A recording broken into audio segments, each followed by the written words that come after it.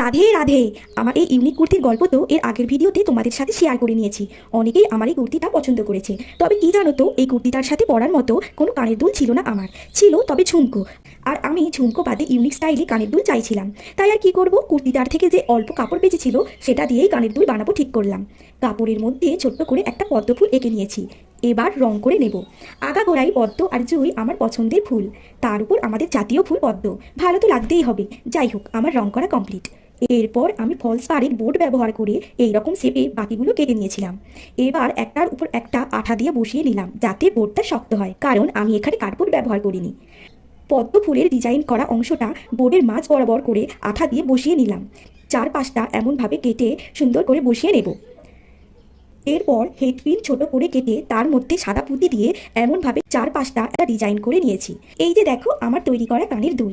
নিজে হাতে কিছু বানিয়ে সেটা পরার আনন্দটাই আলাদা। কি